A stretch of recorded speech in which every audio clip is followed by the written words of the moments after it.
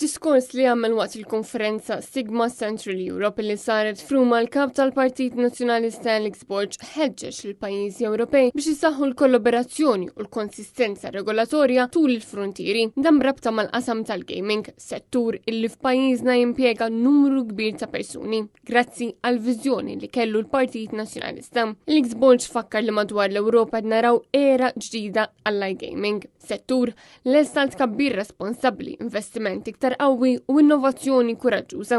U enfasizza li llum l-iGaming madux biss dwar pjattaformi u reklamar iżda nbidel f'industrija diġitali mifruxa li tinkludi xjenza tad-data, sigurtà ċibernatika, ħlasijiet u AI. Dwar it-teknoloġija Alex Borg qal li l-innovazzjoni trid isservi kemm li tkabbir kif ukoll l-irresponsabbiltà.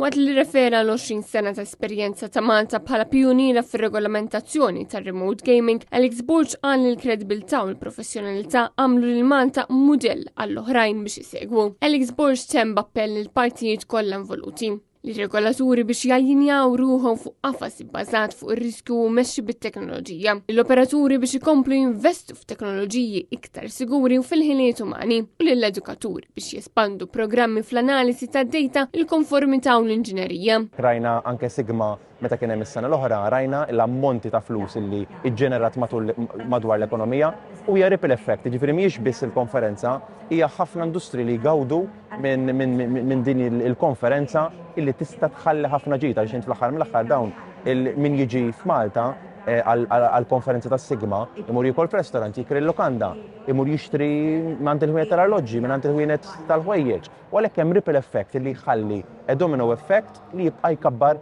l-ekonomija Maltija. U għalhekk hija essenzjali u għalhekk Malta nemmen ukoll illi għandna bżonn post kruċjali fejn jista' ġo fih idaħħal konferenzi ta' reputazzjoni internazzjonali mhux bis-Sigma imma ħafna konferenzi u għalhekk hija kruċjali li jkollna infrastruttura b'saħħitha biżżejjed li nistgħu nattiraw dawn it-tip ta' events u expos sabiex Malta tibqa' tkabbar l-ekonomija tagħha abbażi tal-expos u l-konferenzi. U saħaq fuq l-importanza li tissaħħaħ ekonomija diġitali u tal-iGaming li l-Ewropa tkun tista' tħossha gburija biha. Viżjoni innovattiva, responsabbli u li toħloq l-opportunitajiet.